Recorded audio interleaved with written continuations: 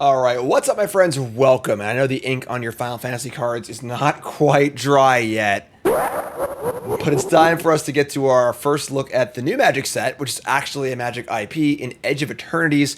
Kind of an exciting set, honestly, where the theme is weird. The theme is space and very, very non-like magic things, but in the world of Universes Beyond and all these hat sets, I love seeing Magic try a new thing. So we got first look at just a few cards from the Pro Tour MagicCon last weekend, and starting off with a bang, a freaking spaceship. Why don't you get in your spaceship there, Captain Kirk?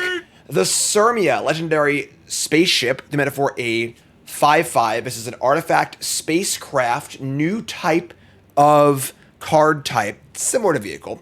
When it enters, search your library for a legendary creature card, reveal it, put it in your hand, then shuffle. So tutor for legend, pretty good. And it has station.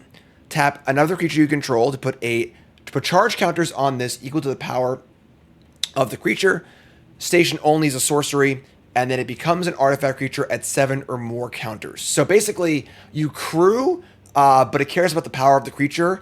You have to hit a certain threshold to turn it into a creature permanently, which is honestly not exactly how spaceships work, I don't think, but that's fine. Whatever. It's not making sense of Magic, obviously. So here we see tap creature or two, and we have a 5/5 flyer that makes all of your other tapped legendary creatures indestructible. So good on offense. So kind of a new ability, kind of hard to parse how good stationing is and how easy it is to do. Say we have a 3/3 in play. I think it's 7 might be like the tipping point number being too much, where if I have a 2/2, it would be 4 taps to crew it. If I have a 3/3, it's 3 taps to crew it. Some mixture of those can work as well, but that's a lot of tapping to earn this thing on.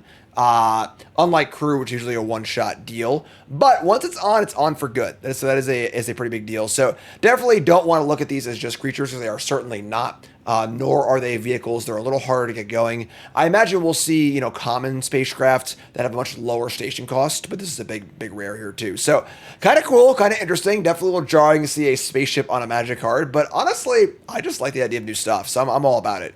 So kind of a cool card. Probably a little more of a commander card, I would guess. You can find legends and be a little slower and harder to use, but maybe, I don't know. We'll see.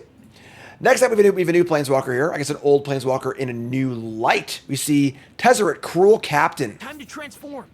To metaphor a colorless Planeswalker, it's got 4 loyalty. A static ability that says, whenever an artifact you control enters, put a loyalty counter on this. That is really powerful, all right? Kind of like Rawl, the blue-red Planeswalker in standard right now, which has prowess add a counter. Artifacts enter the battlefield all the time, and they can do so at a pretty alarming rate. So loyalty here, stonks are going up on this amount of Planeswalker. The 0 ability is to untap an artifact creature, and if it's an artifact, put a counter on it. So a little bit of buff there.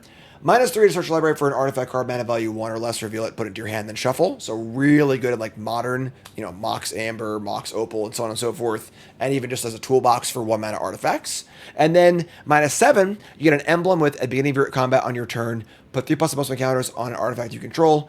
If it's not a creature, it becomes a robot. The ultimate here is a little tempered, which makes sense because of how easy this thing is to ultimate. You just jam some artifacts in play. You play this thing, you can play this thing and go Ornithopter, Mishra's Bauble, and ultimate immediately. So a little tempered, but pretty powerful, kind of threatening. Kind of a cool card. A card that seems to me that it would probably be better in older formats, like Vintage especially, maybe Legacy, Modern. Not going to be as good in Standard, but pretty cool card. Pretty cool, powerful Planeswalker. Next up, we see Sothra, the Super Void. This is a Grave Pact kind of similar card. Yeah. I have a degree in English, folks. And 4 mana for a legendary enchantment. Whenever a creature you control dies, each opponent chooses a creature they control and exiles it. Not even sacrifices. So mild downside if you're playing Mayhem Devil, I suppose. But for the most part, all upside. At the beginning of your end step, if a player controls no creatures, sacrifice this and put a creature card exile with it on the battlefield under your control with 2 additional counters on it. I think this is an awesome design. This design really takes a lot of the unfun. It's all the fun of Grave Pact without the unfun part of just being locked out of the game, right? So if your opponent, if you're under this thing and they kill all your stuff, they get a bonus off of it if they've completed their quest, but you also get to be out from under it and not be under it for the whole game. So this card's cool. Pretty fun design. Seems really powerful for sacrifice decks, and probably a card that we'll see play in Standard and otherwise. And I'm sure it's a great commander card too, but I think this card's got a shot in Standard as well. Really, really powerful card if you're doing the sacrifice thing.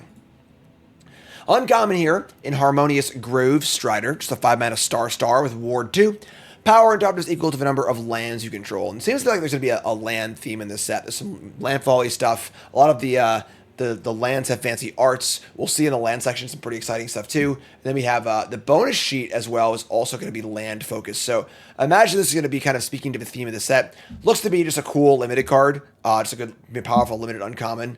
Maybe we'll see some land tokens too, something like that. But card's cool. Good limited card. More important with this card is what it's speaking to as far as what the overall theme of the set is going to be. Tannic, Memorial Ensign Wesley Crusher here. Right? Anyone? No? Star Trek fans? You're gonna get a lot of Star Trek references here. I love Star Trek and Star Wars, so didn't know anything about Final Fantasy, but I do know a lot about Star Wars and Star Trek, so now this is we're good to go here. So, demand for a 2/4, pretty good body. Landfall, whenever a land ETBs, deal 1 damage each opponent, and if it's the second time its ability is resolved in a turn, draw a card. Clearly very good with fetch lands. Fabled Passage is currently in the format. This is a card that will be bonkers and limited, probably, assuming there is some extra landfall stuff. And then also a great card in Destructed and Standard. Really good in Commander, obviously, with each opponent damage, and then, of course, fetch lands. And then Standard, there are plenty of ways to put 2 lands into play, and drawing a card is a huge payoff. The body's good, doesn't that a cut down, doesn't that a lightning strike, blocks pretty well also. Card sweet. And it's also cool to see the return of Kavus. I don't know how the hell the Kavus got into space, but sure. Sami, Ship's Engineer. Engineering. 4 mana for a 2/4 Human Artificer. Many of your end step, you control 2 or more tapped creatures. Make a tapped 2/2 colorless robot token. So a little beep boop action and a kitty cat on there also. And this is a good limited card, probably a signpost uncommon for like the Boros archetype. That's still pretty far down the road, right? We can't really analyze limited until we have most of the set. But cool. Cool little card here. Definitely we are definitely out in space, and it's very, very colorful. Now, the big one here. Shocklands coming back to Standard, but not all of them, which is kind of annoying, actually.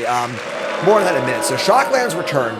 Shocklands, of course, are the like benchmark standard for great mana fixing in Standard. You know, comes into play untapped, can be tapped also, has basic land types. Not as busted as they are in fetch land formats, where they are part of the fetch land mana bases that basically ruin or run everything, depending on your point of view. But in Standard, these are just good dual lands. The most important thing here is the types. So the types on these will help turn on the verges, meaning we're going to return to the kind of Ravnica era dual land or shock land plus like buddy land or verge land mana base. It's really powerful. Now, the awkward thing here is that there are 5 of them, but they're not all enemy or allied. So we can see here there are a few allied ones and a few enemy ones. We get Stomping Ground, we get Watery Grave for allied ones, and we see Godless Shrine, Sacred Foundry, and Breeding Pool for the enemy ones. That's really awkward because I think it's the allied fast lands are leaving, so like we have a weird mix of mana where the enemy, like Sacred Foundry, you're gonna have a fast land, you're gonna have a pain land. No, not a pain land. No, I'm not sure, but whatever. But my point is that it's really, really weird that the dual land cycles are not going to be even, and I don't like that. Don't like that at all. So regardless, though, Shocklands are coming. I'm sure we'll see the remaining 5 Shocklands in probably not in Spider-Man, probably just in the next real set or whatever. So probably Lorwyn, not for a while. A little awkward, but cool to see them back. And aside from these Shocklands, we've got some pretty cool basics here. I don't love full art basics, some folks do. And kind of similar to the space theme from the Unhinged, Unglue, whatever the hell it was, Unglued set. If you like full art lands, these are cool for you. I don't really like them, but the art's cool. Whatever. If you like them, cool. It makes you happy. Makes you happy. If you're happy, I'm happy, right? Then we got a bonus sheet, which is going to have 45 lands on it. And as always, bonus sheets are huge for limited. Really, really fun having these cards in the limited format. We can see your Mutavault here. Really powerful card. Really good card. Not legal in Standard, but bonus sheet for limited. Really, really cool stuff. And that's it. Blank space there at the end. So that's it. First look at Edge of Eternities. Looking pretty cool. I'm excited about it, honestly. But I'll be back to play my Final Fantasy cards as they have not left yet. You two folks, love you. Like, comment, subscribe, support the content. Appreciate y'all. Have a good one.